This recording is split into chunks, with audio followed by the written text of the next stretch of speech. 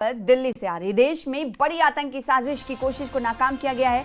Delhi police ने 3 से ज्यादा आतंकी गिरफ्तार किए हैं। इनकी गिरफ्तारियां पंजाब, यूपी और एमपी से हुई है।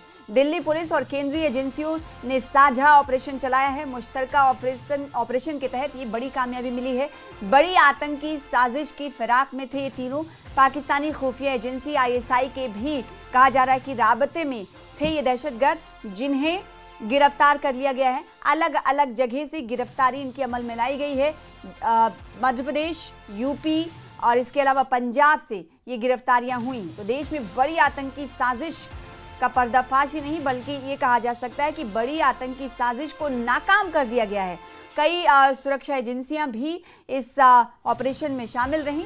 उसके बाद 3 दहशतगर्द को गिरफ्तार किया गया है। तीनों दहशतगर्द आपको बताएं कि अलग अलग जगह से गिरफ्तार किए गए हैं, जिनमें पंजाब से भी एक दहशतगर्द आतंकी की गिरफ्तारी अमल में लाई गई है और इसके अलावा यूपी और MP से भी गिरफ्तारियां अमल में लाई गई हैं। तो 3 आतंकियों को बताया जा रहा है कि गिरफ्तार किया गया है, जिनकी तस्वीरें भी हम आपको दिखा रहे हैं।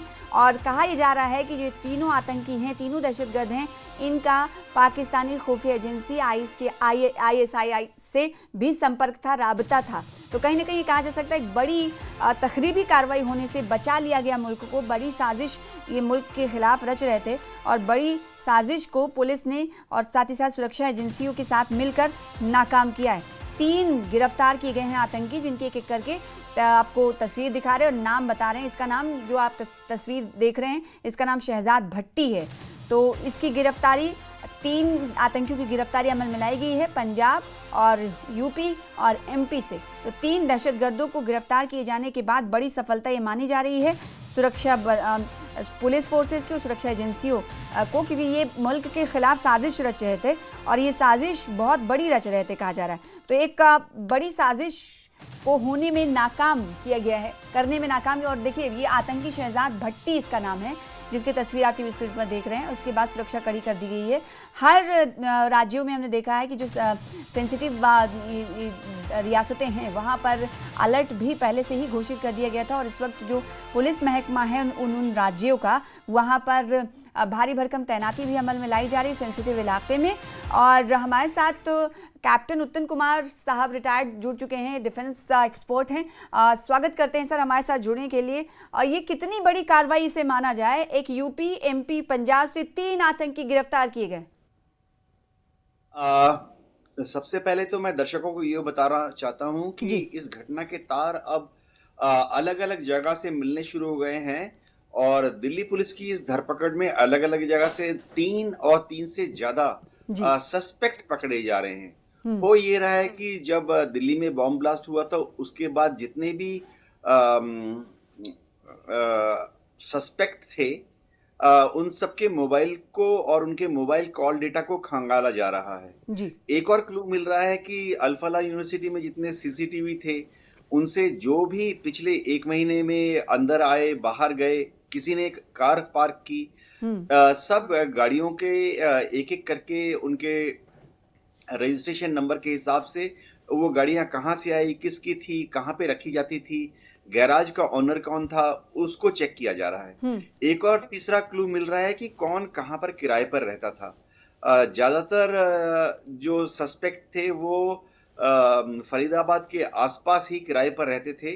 तो जब उनके मकान मालिकों से बातचीत की तो मकान मालिक बता पाए कुछ हद तक कि ये शायद कहाँ से आए थे, कब आते थे, कब जाते थे। सबसे बड़ी बात है कि किराया सही टाइम पर देते थे, किस बैंक से किराया देते थे।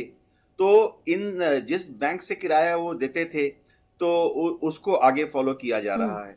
इसी तरह से इन्होंने अलग अलग जगह पर जाकर जब अलग अलग केमिकल्स खरीदे तो क्या ये जो दिल्ली में बम ब्लास्ट हुआ था, ये जो गिरफ्तारियां हुई हैं 3, इन्हें आतंकी कहा जा रहा है, क्या ये अभी भी आरोप है इन पर या फिर अभी ये माना जाए कि पुलिस ने कहा है कि हाँ कुछ तार तो मिलते हैं?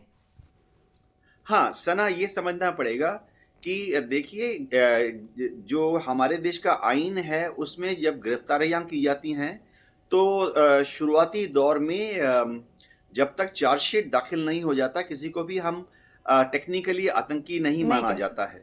क्योंकि इस शब्द के फिर बहुत सारे दूसरे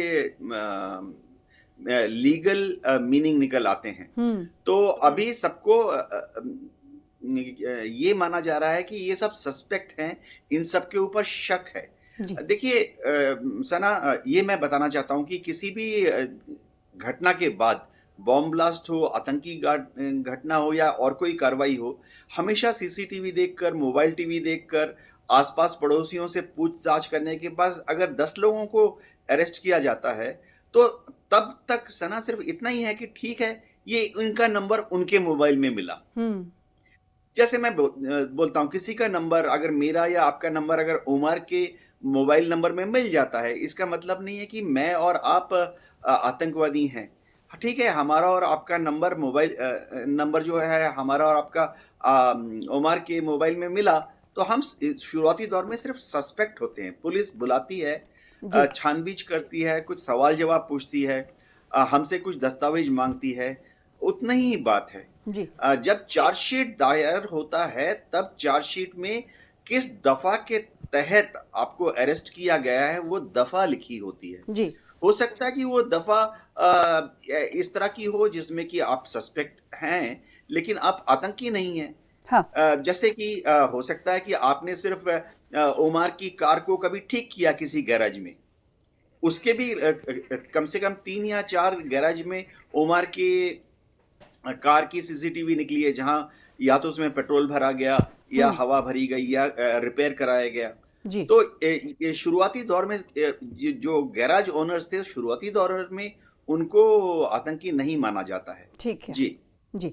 तो अभी जो 3 गिरफ्तारियां हुई हैं, इन्हें सस्पेक्टेड कहा जा सकता है। जब इनसे पूछताछ की जाएगी, कड़ियां खुलेंगी, पर्दे खुलेंगी, फिर उसके बाद पता चल पाएगा कि जो इस तरह की जो बॉम्ब ब्लास्टिंग के बाद की जो कार्रवाई आगे बढ़ रही है, उसमें सस्पेक्ट के तौर पर इन्हें गिरफ्तार किया गया है। और जब गिरफ्तारी के बाद इनसे जब पूछताछ होगी, तो पूछताछ के आधार पर यह तय किया जाएगा कि क्या इन्हें इंफॉर्मेशन इस हवाले से ज्यादा थी या नहीं थी। जी हाँ, आपने एकदम सही बताया। क्या होता है कि हो सकता है कि उमर को अलग-अलग लोगों ने अलग-अलग तरीके से मदद की है। जी। तो क्या जो लोग मदद कर रहे थे, क्या वो आतंकवादी कार्रवाई के लिए मदद कर रहे थे? ये बहुत बड़ा फैक्टर है। जी। देखिए, जैसे ये जितने लोग सस्पेक्ट हैं, ये फरीदाबाद के आसपास 8-10 घरों में किराया देकर रह रहे थे। तो जो मकान मालिक हैं, हम उनको आतंकवादी नहीं मानेंगे, ना ही हम उनको सस्पेक्ट मानेंगे। हम उनको पुलिस थाने में बुला सकते हैं, लेकिन बतौर सवाल जवाब के लिए, कुछ एडिशनल इंफॉर्मेशन मांगने के लिए, ऐसा नहीं है कि वह किसी के यहाँ पे किराए पे रह रहे थे या उन्होंने किसी दुकान में जाकर, समझिए कि उन्होंने किसी दुकान में जाकर एक केमिकल खरीद लिया। जी। अब उन्होंने किसी दुकान से एसिड खरीद लिया, किसी दुकान से उन्होंने बैटरी खरीद ली, किसी दुकान से उन्होंने बिजली का तार खरीद लिया, तो दुकानदार को हम शुरुआती दौर में सस्पेक्ट नहीं मानेंगे। ठीक है, बिल्कुल जाहिर सी बात। जी। क्योंकि आईन इस की गुंजाइश देता है, और उसी बिना पर हम ये देखते हैं कि इसे तय पाया जाता है कि कौन संदिग्ध है और कौन आतंकी। बहुत शुक्रिया हमारे साथ जुड़ने के लिए और इस हवाले से हमें जानकारी देने के लिए, तफसील के साथ बातचीत करने के लिए।